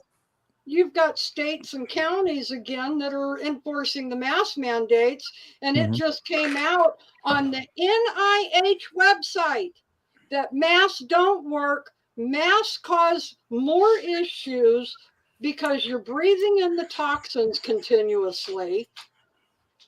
So it shows again that you were lied to by the people who had the NIH. Fauci. Well, he got that. The study, the reason why the NIH is saying that is because there was a USC and UCLA studies that were done confirming the evidence that we got from overseas from the WHO that said masks don't work. We knew that since actually the first study on that was done back in September of 2020. We've always known masks don't work. It's just that they're recognizing it now. And in terms of the suicides, Frank, it's not 5 years away. It's happening now. We've seen the numbers already spike since 2021, and they're continuing to go higher because we can't handle this. And this bill isn't dealing with the root Problem. Kids aren't committing suicide because there's a gun. They're committing suicide because they have mental issues because they were locked in for 2 years, like you mentioned. And still, in some places, to this day, they don't know how to interact with people. And the only way they know how to interact is lol. Here, Well, let me say, smiley face. It's crazy. I want to say something, and I'm just going to disclaimer this by saying this is coming from me as an individual, but I think a lot of the problem, and this could get me canceled, and if it does, so be it. But I think a lot of the problem today stems from, 9-year-olds who say that they want to identify as a boy cat and go out and live their lives and can't be involved with any sort of activities that upsets them because they can't participate in this goddamn, oh my God, what is it? FOMO, this fear of missing out generation. And we are essentially enabling adults and teenagers and older kids to act like fucking toddlers. Oh my gosh, if I can't go out with my friends and have a beer, I'll just die. And this fear of missing out and this entitlement and this, oh yeah, you want to identify as a tree and sleep naked in the woods. It's okay because that's who you identify as and that's who you are. This is what's fucking killing people, is because they're so lost in their own brains and not getting help that they need that they're just going fucking mental. Well, who's that? They had that report like 2 weeks ago, something like that. It was on all of these friggin' pages. The girl who identifies as a cat. That's And not she news. demands she has to go to school. She has to, dress in as a cat. She has to do this. She has to do that. All right, you know what? Ban that chick from the friggin' bathroom and put a fucking cardboard box filled kitty litter in the corner. When she wants to eat, open up a goddamn can of cat food and throw it at her. Put a bowl of water on the floor. If you want to have these people dehumanize themselves by identifying as something that they're not, then treat them the way they think they want to be treated. Well, you've got them on TikTok now in restaurants with dog masks, eating like, sitting there eating and making their doggy noises as they eat. You've got them running around on the street on all fours, dressed in whatever costume they're in. Well, I mean, it's what? Let me throw something in here, because none of this is worth being canceled over, because shouldn't be. It's First Amendment. But here's the thought. For me, the dividing line on all of this is, okay, you happen to be, if you're 18 and above, you're a legal adult, and you want to run around on all fours and call yourself, I don't know, Bowser or whatever. You want to be a puppy or a cat or a toaster. I don't care what it is. Fantastic. That's your right. This is not a new thing. I remember when in 1994, I was living in California, and I knew a woman who used to sharpen her nails, and she used to purr all the time, and she always thought of herself as a cat. Fantastic. You're a grown adult. Do it. But remember something. Just because you do it doesn't mandate that I have to respect that. No, I have to agree with that. And if you're under 18, sure, you don't Michael, get that. You're 100% right. My argument is when they're asking for or demanding or suing for special accommodations to be treated as such. Fine, you're a cat. Guess what? You're gonna go shit in a box in a corner. Well, that's assuming that it's a child. Children don't get that option. There's a reason. Children don't have the right. This was a college girl. A college girl over 18 demanding that she be afforded the accommodations because she identifies as herself as a cat. Good. You're not allowed in the bathroom anymore. You're not allowed in the cafeteria. You're not allowed where food's being served. Sorry, animals aren't allowed in school. Bye. Go crap in a box. Well, yeah. I mean, if we're adults, yeah. I'm not. There is no requirement to make an accommodation. I'm a cat. Well, okay, I'll treat you like cats. All the rules and laws that apply to cats apply to you. I have no other accommodation that is necessary. We don't have to bend to you. All right, you're a cat. You must not have a home. It's off to the Humane Society for PETA to come and put you down. Oh, Good. yeah. Well, if there's she's that a, too. hey, little known fact, I have 6 cats. Mhm. I have 6 cats. I have 2 dogs and I have 6 cats. You know what all of them have in common? They've all been They neutered. speak German? Mm. Oh. Yeah. They've all been neutered. So for all you adults out there that fancy yourself a canine, you all of a sudden you think you're a fish. You all of a sudden you're a tabby. Mm. Let's make sure you don't you know pollute the gene pool anymore. What is that? Peter, that's a story. Yeah, That's I'm crazy. trying to click on it so I can. yeah. He's showing. Yeah, Peter is trying to share a story about a little kid. Another little kid so detached from reality that his mother didn't get him the game that he wanted, so he killed her. This is why we need to beat children. I don't Thank mean child you. abuse. I don't mean child But abuse. yet, it's okay for a kid at 8 years old to say, "Give me puberty blockers. Which is Cut off my private parts." they can't make decisions for themselves. And Right, they and the never parents could before. and the parents that do make the decisions for these kids to do that should be locked up for child abuse. Yes. And the doctors that perform or prescribe these medications or procedures on these children should have their licenses revoked immediately, and they should be thrown in jail just for violating the Hippocratic Oath. Yeah, there you go. 10-year-old Did truth's you not hear dead. about the 14-year-old girl that Harvard is refusing to give her a transplant because she hasn't had the vaccine? What? And they're still doing that? I thought they Yep. stopped doing that. Yeah, that's Yep. in New Zealand. Well, a family of the little girl, they're an unvaccinated family. She's unvaccinated. They don't believe in the vaccines. The kid needs a transplant of some sort. The government of New Zealand said that they will not allow the transplant to take place unless the girl has been vaccinated. And all the parents said was, listen, we just don't want to have an organ from somebody who has had the vaccine. And now, granted, your kid is dying. You do everything you can to save the kid, and if it's your ideology is so much so that you're saying I won't take an organ from a vaccinated donor, all right, that might be stretching Can't it a little find it. far when it comes to an actual life and death situation, because you're taking the certainty of death and replacing it with the uncertainty of the side effect of a vaccine. It gets a little cloudy. Yeah. All right, now this is a fine line.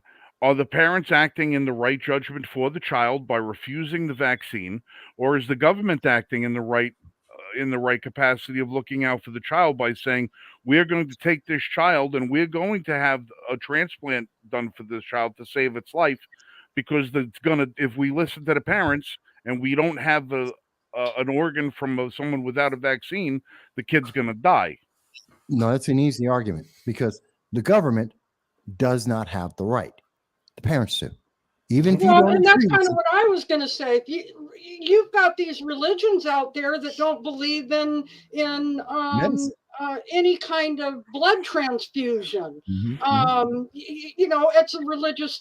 Why are we continually taking away people's rights to any of it? I'm a perfect example. You've got, and I'm going to use myself here. I'm in a no COVID shot study.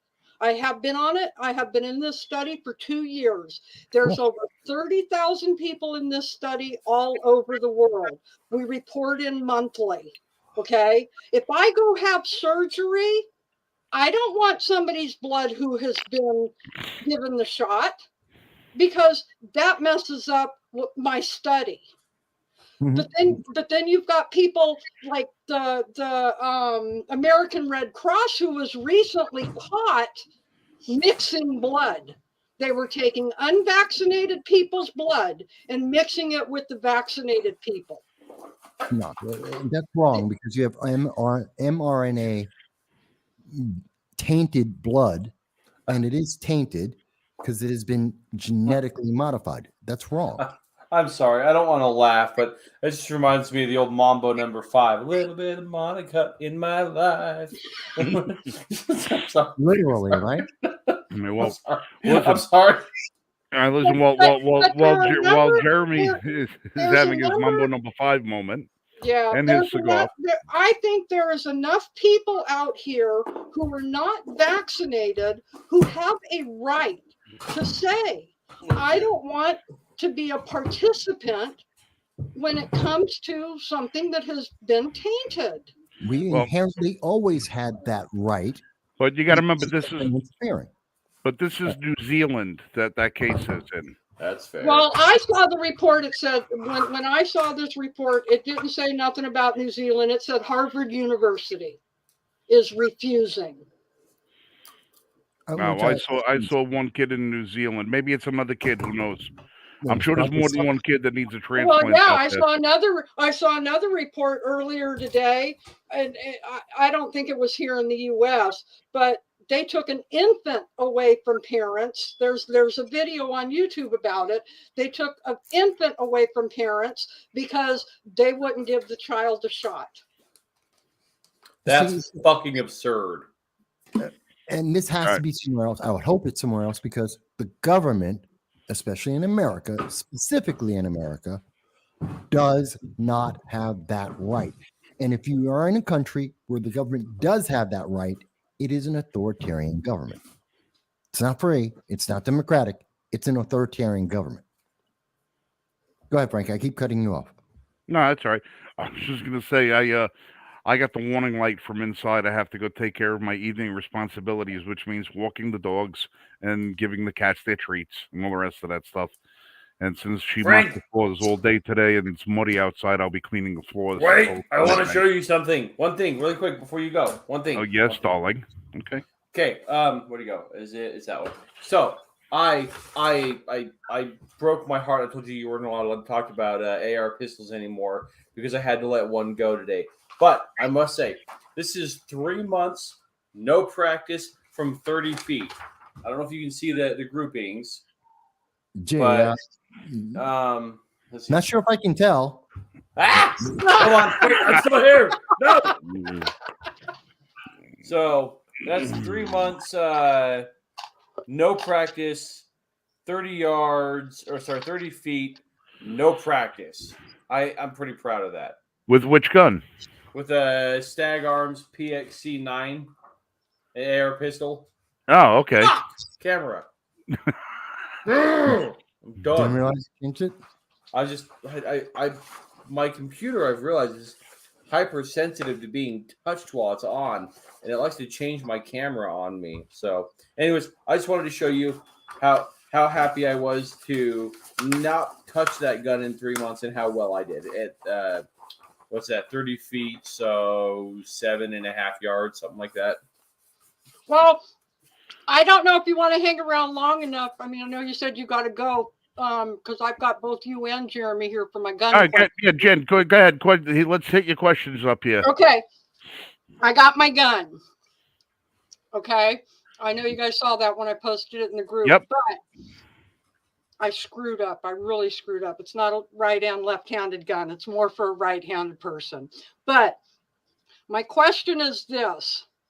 This gun, when it's empty of bullets and you pull the hammer back, okay, it'll stay like this Slide while lock. it's empty. Okay. Yes. Now, I haven't put any bullets in it yet, but when I put bullets in it, and from what I understand, you got to hit the button to get it to go back. Only if your magazine's empty. So if I load a clip, it'll automatically go back. It's called a last round hold open on your gun, and what it is, there's this a piece on your magazine that meshes up with your gun. When the last round is ejected, it holds your slide open. And so, but if you had put one in there and racked it with a round, it would go back to what's called battery, or which means the slide is closed. Okay, because my issue is, number one, because the release for the slide is on the left-hand side. Yep. And because I'm left-handed, of course, this is my automatic to go to, right? Okay. Right. Right. Okay. If I do it on the right side, I'm left-handed. I'm not strong enough. Hold on. I gotta How do grab I my work- gun so I can look at it and think about How this. do I work that little All right. button to work Oh, it Okay. in? Never All right. mind. It's Hold hiding. on. Well, let me Go ahead, explain Frank. real quick. Do you have a magazine in the gun right now? Yes, that's the only way you can have Okay. the hammer back. If I release it No, and I Jan, pull it Jan, back, Jan, it Jan, slips. Jan. I want you to calm down. It's not a problem. Okay. When you have an empty magazine loaded into the gun and you bring the slide back, it's going to lock the slide back all the time. Okay. Because it's designed to do that. If you take that gun right now and eject the magazine out of it. Okay. Well, you dropped the slide already. All right. Put the magazine in. Bring the slide back. See how it's locked open? Right. Now don't touch anything, but drop the magazine. Now press that button down. See how much easier that is? Yeah. That's going to be the level of ease that it's going to be when you put a full magazine of rounds into the gun. Okay. Because what you're doing when you have an empty magazine in there and you're trying to push that release down, you're trying to overcome both the friction of the slide and the spring in the magazine that's holding that button locked open. So when you try to release that slide with an empty magazine, it's 4 times more difficult than if you put a full magazine in and released it all together. Now, when you do put a magazine in that gun, first I want you to do when you first start loading magazines into it is just put it in gently until it locks, okay? The slide will stay open. What you're going to do is you're going to come over top of the slide with your hand, and on the back, on the serrations of the slide, right by where the rear sight is, you're going to grab it with the ball of your hand and your fingers, and you're just going to pull it back a little bit and let it go. And it's going to it. You don't need to use the slide release to drop the slide. Okay. You don't need to do that at all. But what I really want you to do, if you can, uh, before you start loading around with live ammunition in the gun and you're trying to learn how to cycle and manipulate the gun, I want you to go down to your gun store and ask them if he can give you a pack of inexpensive what they call snap caps. They're dummy bullets. They're fake bullets, the same exact shape and size of a 9 millimeter bullet. And I want you to load your magazine with those, and I want you to learn how to manipulate the gun with fake ammunition. Okay. Just until you get to learn how the gun functions. All right. Now, when you use these and you eject them, they're going to eject and they're going to fly around the room a little bit. So try and do this in a room where it's easy to find the rounds when they go, because they do cost a couple of bucks a piece. But I want you to get used to racking the gun with some ammunition in it so that you can learn the function of it. That slide stop release, if it's not set up for a left-handed shooter, you're going to come over top. You're going to find that it's the easiest way is to come over top. Now, that Taurus G2C that you got there, that one that you got, when you have a full magazine of ammunition and you're holding the gun in your left hand and you smack a full load of ammunition in it, odds are that gun is going to slide home itself. It's going to self-chamber. All right. I believe that gun is designed to self-chamber. All right. If not, you're just going to come over top with it and do it that way. But that slide release, most of the time I'm at the range, I never use the slide release. I don't. Okay. I put the gun in it, bang, and I rack it and I go. I rack it and I go. The reason why I'm so used to it, and Jeremy is so used to racking the top of the slide, is because we like to practice clearing malfunctions. If we have a malfunction, we don't want to take that second thought to try and figure out what's wrong with the gun. Tap and rack, When baby. we're firing, if we have a problem and the gun jams or something, we smack the bottom, we rack the top, we get rid of the bad round. It's out of there, and we're back in the fight. We don't mess around with that slide release. Okay, well, I was just going off what you guys had told me originally when I first got it, was to practice, putting the clip in and cocking it and this and that. And I went to my roommate and I was like, I can't release it. I can't release Right. it. Right. So Well, after we magazine- tried a few different things, I was like, you know what? I'll just wait till Friday and ask the guys. Yeah. Magazines work completely differently when they're empty versus when they're full. All right. A magazine is intended to have bullets in it. The gun is intended to function with a gun that has a magazine that has bullets in it. An empty magazine is a non-functioning firearm. So it's designed under the premise that you're always going to want to have it loaded. But until you get used to learning and manipulating the gun, go get something what they call snap caps, or inert cartridges. Get a few of them and learn how to cycle the gun.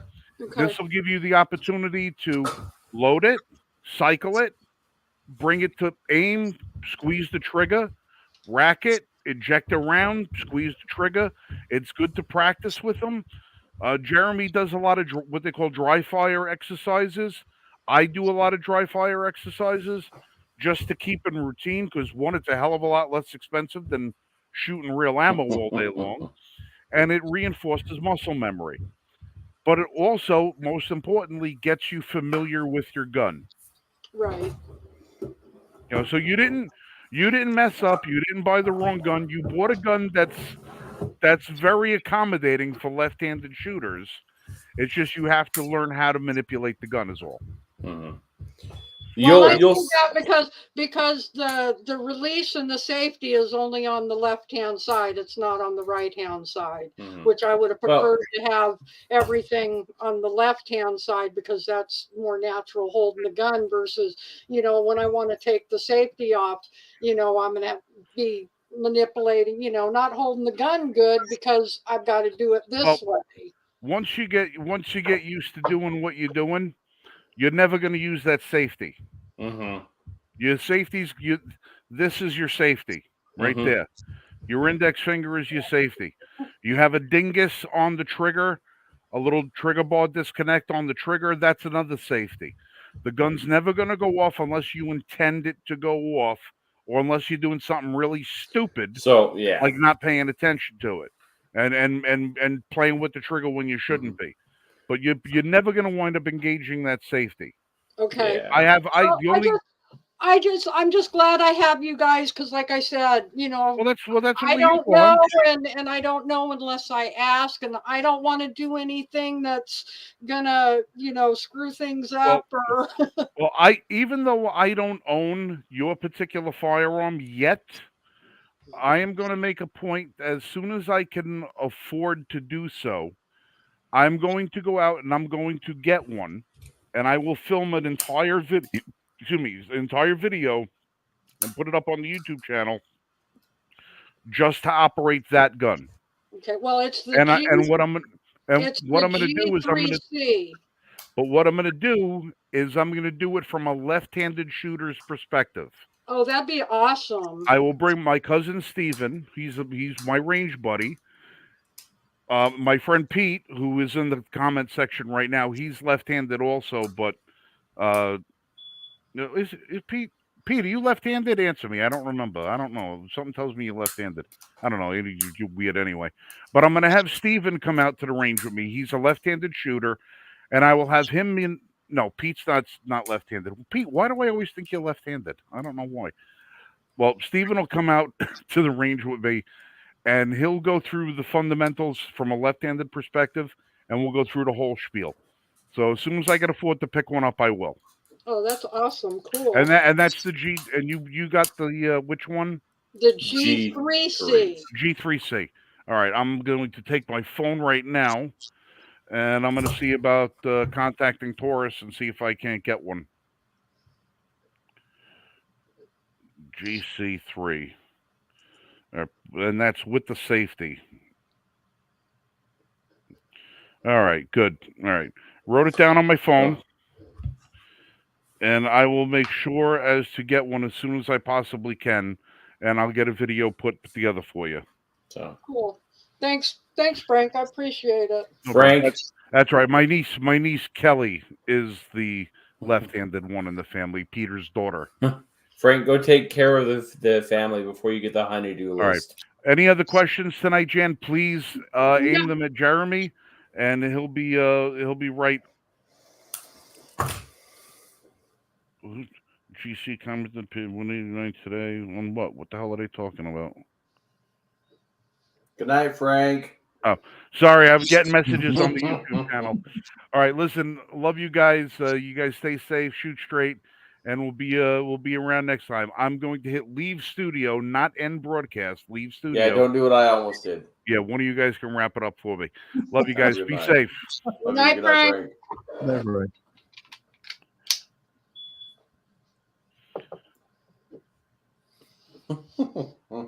Yeah, we're here for you to help. Yeah. So.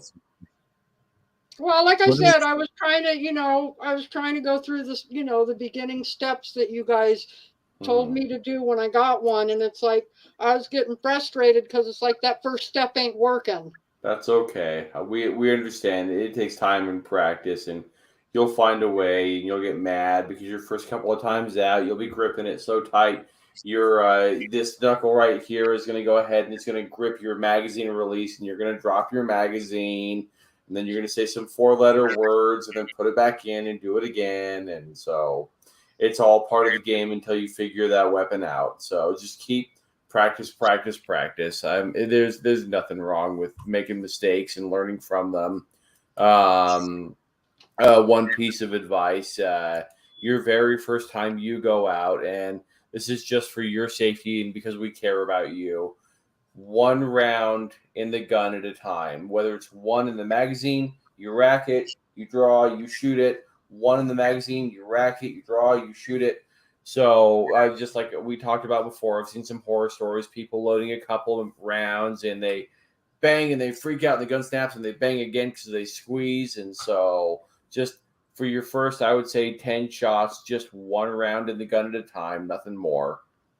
So with a 9mm, I'm not that worried. It's just this mental game I've played with myself since I saw that horrific video on whatever it was, where I don't know if you guys remember me talking about it a month or so ago. This poor young lady was shooting like a 500 Magnum revolver and blew her head off because of that.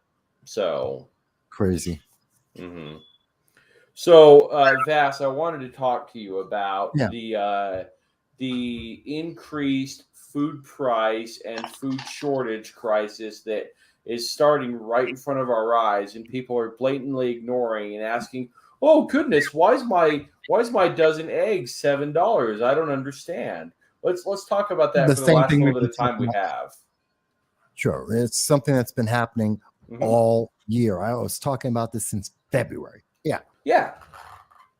And the people aren't paying attention, and they're all of a sudden now it's happening, and they're like, "Well, I don't understand why." Well, I understand why. Your idiot in chief, in his first week in office, shut down the Keystone Pipeline, caused fuel prices to skyrocket astronomically. You have these companies worldwide shutting down food processing plants. No, it's not affecting us like it is in some other places of the world. No, we don't have people going into Biden's mansion and literally taking him out and overthrowing his mansion. No, we're not seeing it as bad as it is in some other places, but it's bad, and people are not paying attention, and they're just wondering now, after 10 months of this, "Oh, what's going on? I don't understand it." Well, it's because your truck drivers are fed up and they're quitting because assholes are going on the freeway and ripping truckers out of their semis and killing them on the street. And the cost of fuel is so astronomical that people are losing their minds over it. And then people like PETA, we talked about earlier, stopping in front of semis right in front of some of these food processing plants and stopping trucks from going in. And it's gotten so absurd that people are charging astronomical rates. I don't remember what the exact difference was, but the per mile pay has gone from like 52 cents back when I was driving up to like 80 something cents, 90 cents a mile now. And people don't realize, oh, well, that's only 30 cents. No, it's not. When you're talking about hundreds of thousands of semis nationwide and hundreds of thousands of miles a day, those are astronomical numbers that you can't even fathom. And now you're wondering why your gallon of milk is going to end up being $8-9 in the next 3 years. Wake up, people. Pay attention to what you're doing and what the government's doing. Yeah. Well, this is not. I have on my Sunday live stream, I have been talking about it literally every Sunday for more than a year that I've been telling people. And most recently, and I need people to understand, they're just now starting to notice that there is a 30% less food in the world. It's not just America, it's the world, which is part of why butter is up. It's why lettuce is up. It's why eggs are up. Meat is up. Everything's up.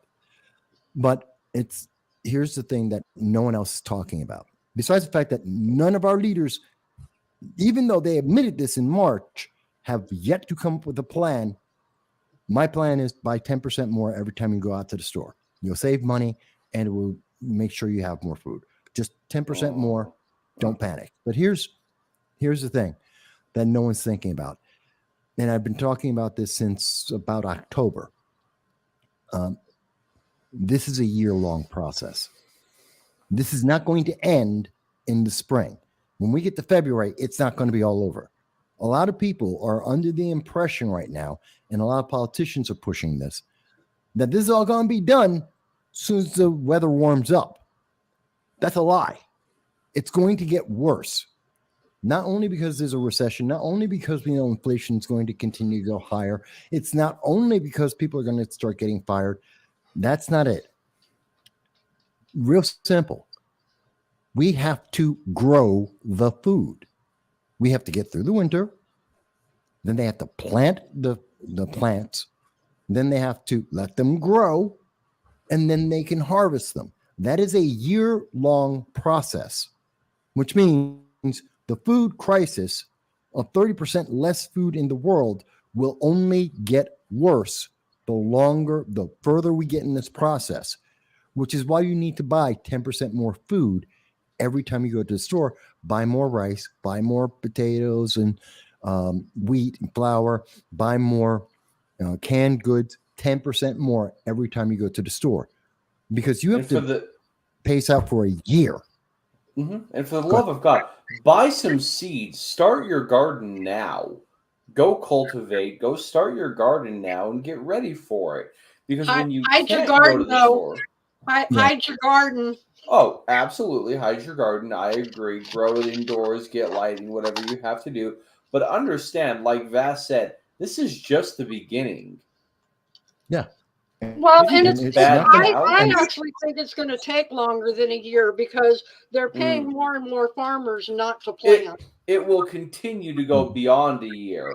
But you're right. I'm seeing. So I live in a pretty small area of northern Utah, and since I've moved here 6 years, 6.5 years, whatever it's been, I've had about 5 local farms shut down, rip the dirt out, and just build, condos and apartments on them. And these are people who sold local every day, and they made their living selling local. Well, the state government came in and said, here's a nice chunk of change. Let me build a house where your property was. And now if I want to go buy 3 dozen eggs, at the local grocer, what used to cost me about $9 is now up to $17, $18.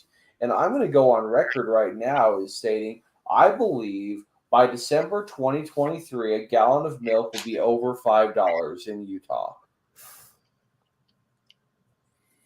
It's a crazy amount. No, I see Dal is saying that I think he's saying I'm wrong, and that that the shortage will be 4 to 5 months. I disagree.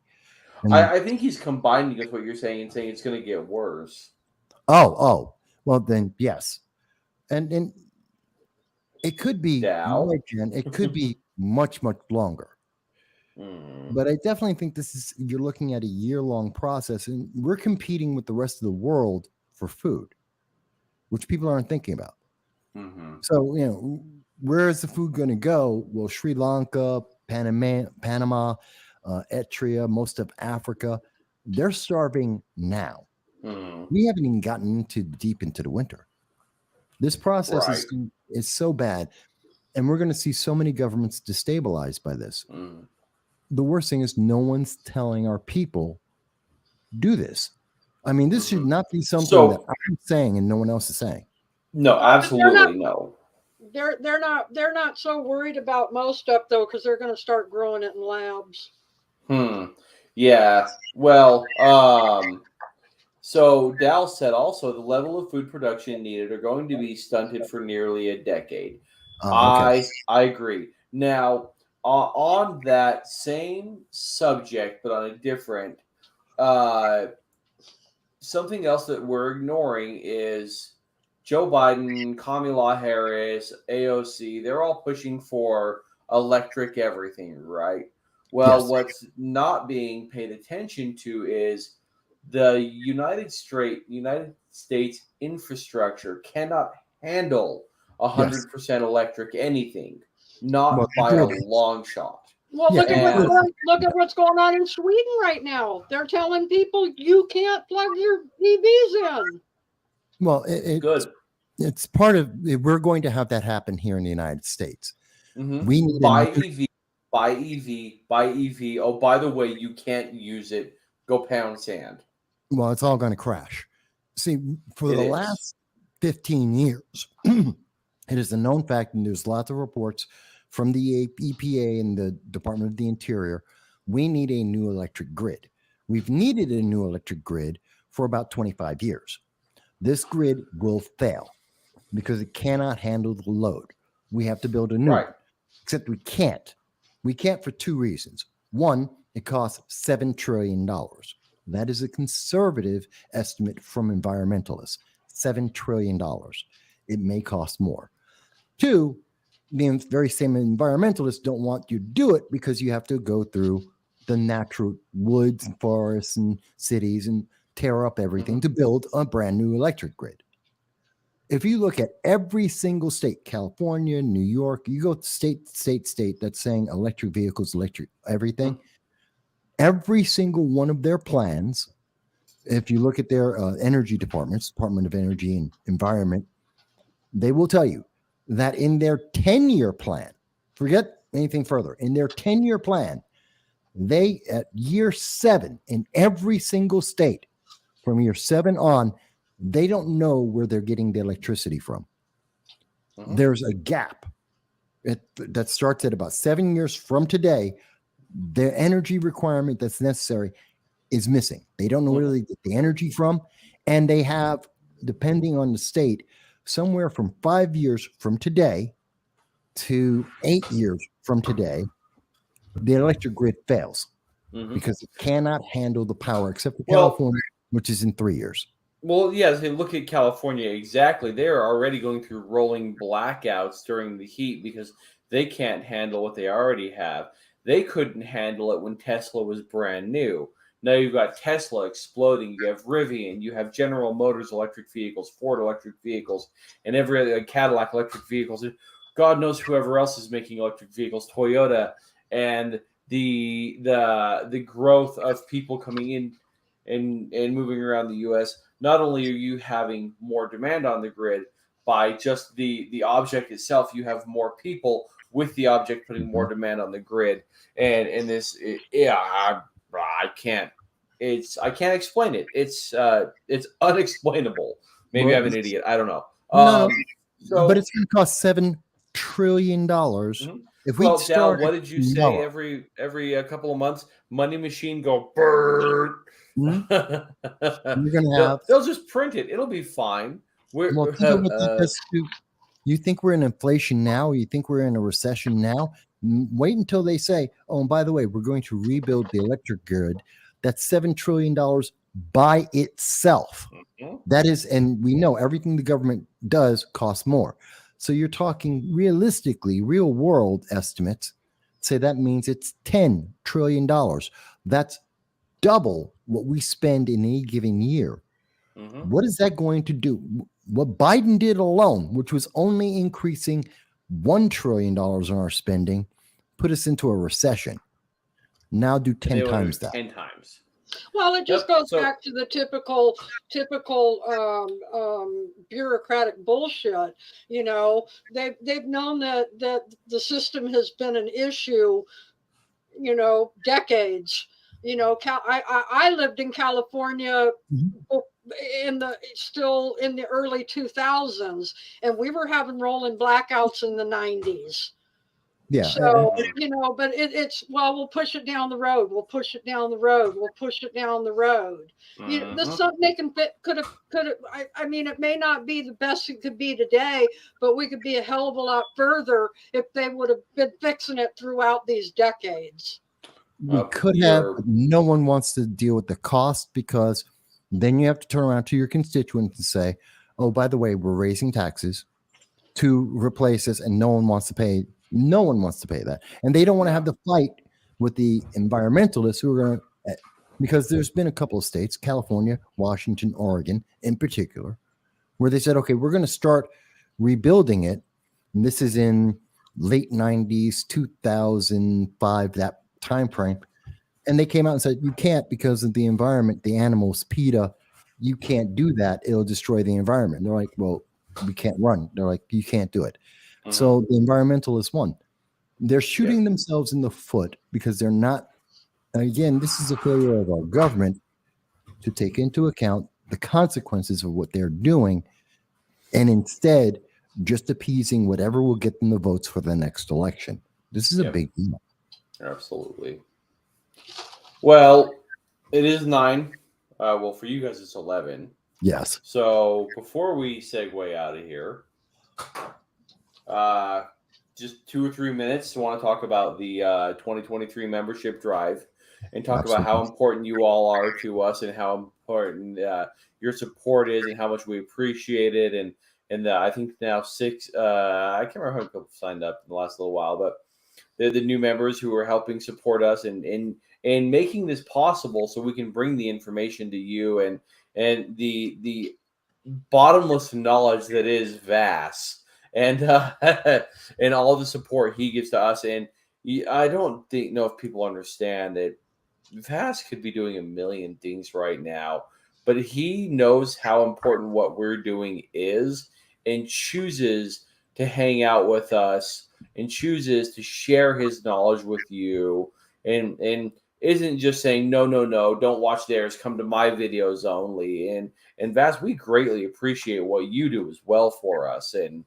But this membership drive we're doing, it's not for us, it's for you. And it's to help us support you and bring the information to you, and make sure that we can get you exclusive content starting January of next year, and get you access to educational videos, and get Mike Marshall some NyQuil because he's got a cold. No, I'm just kidding.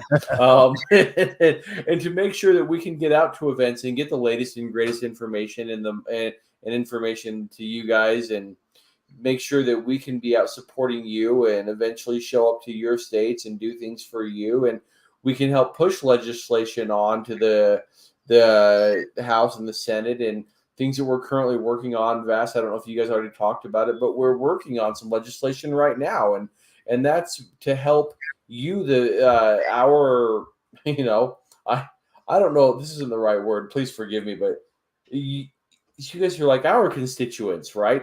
We work for you guys. We're here for you guys. We want to make sure that everything we do is to help you and to give you the right information. So your memberships help us exponentially. If you go to the Liberty First Foundation L1F.us /membership drive, I'll go ahead and pop that back up here for a second to make sure you guys have it just one more time before we sign off. But we appreciate everything you do. Go on, like, subscribe, share the video, share it as much as you can on every page that you can. Get your friends and your family to go sign up and get a membership. And I don't have it with me. It's in the safe, but you have a chance to win this beautiful, beautiful Henry Golden Boy 22 that's custom engraved with our logo on it. And just, help us, support us so we can support you.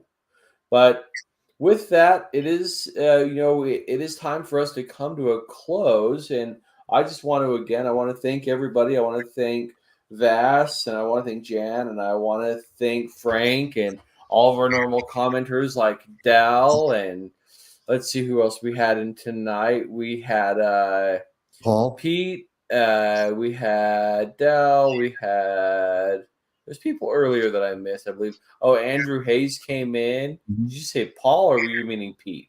I meant Peter. Pete. Okay. Thank all you guys for coming in and commenting, and please feel free to shoot us a message if you want to join us live one night or see what we're up to and hang out with us. We'd be happy to have you on here. And for anybody on the other side who wants to question us and who wants to even be argumentative, please, I encourage it. Maybe we'll learn something. Maybe we can help you, but that's what we're here for, is for each other, to make sure that everybody can learn something at least.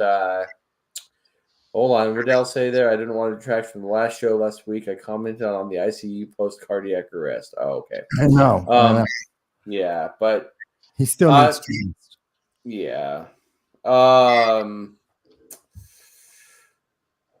choose the liberty. Okay, sorry. I got distracted. Easily distracted. As you can tell, I have the attention span of a goldfish.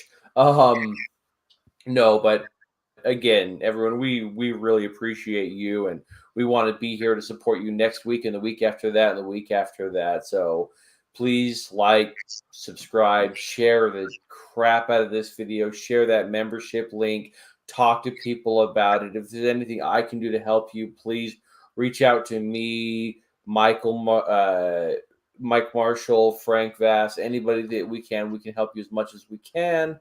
And as this week with every week, when seconds count, police are minutes away. Absolutely. Vass, you got anything else? Oh, it's for me. Okay, that was your segue. Okay, that's my segue. When seconds count, police are minutes away. Okay, folks, I always love being here with you all. I love these conversations. They're only possible with the L1F Liberty First Foundation memberships that make it possible for us to get together. Remember, the legislation, we've got the framework up. We put the link in the description there. Remember, we are going to present this bill to every member of Congress, 537 members of Congress, to improve our elections and to improve our country. And we're only going to be able to do it because of your help. So please do be part of the membership there, because we are going to present this to every member of Congress to improve our nation. I thank you guys for having me. I enjoy being here every week, and I enjoy hearing everybody, Jan, hearing all the different voices. That's only possible on this channel in the Roundtable every week. Jan? Well, I appreciate you guys. Like I said, when I first started out, really voicing myself on social media, which I wasn't a part of for, I'd say, over half the time social media came out. But I finally got to a point where, it's like enough is enough. I got to get my voice out there. And I hooked up with Mr. Marshall. And then after I got booted and everything, it took me a while to come back and find people. And, I'm really glad we got hooked back up, which introduced me to you, Mr. Voss. And I enjoy, the content that you put out. And not only thank you for being a part of this platform, but I enjoy tuning into you every Sunday. As you guys can tell, like I said, I'm not one who shows this mug a lot, but apparently I'm getting really comfortable with you guys. Good. as I'm We're starting to grateful. show up more and more. So I just look forward to what we're going to be doing in the future. I appreciate being part of the team now and can't wait to see what you guys have in store for me to be doing. And I thank anybody and everybody who becomes a member, and anybody and everybody who comments, watches, shares. It's just we've got to take our country back. Yeah. we do. Absolutely. Absolutely. Oh, and I should have mentioned, please go support Vassett. No sound bites allowed. It's absolutely important. Please make sure that you're out there helping him out. I'm getting a missing child alert, an Amber Alert. That's what. What the hell? Where's my damn Hey, it's camera better again? than watching Shut up! football on Sundays. I Yeah. don't watch football. I ain't got time for that. Friends, family, ladies and gentlemen, we love you all. Have a great night. We'll see you guys next Friday. Night, guys. Night.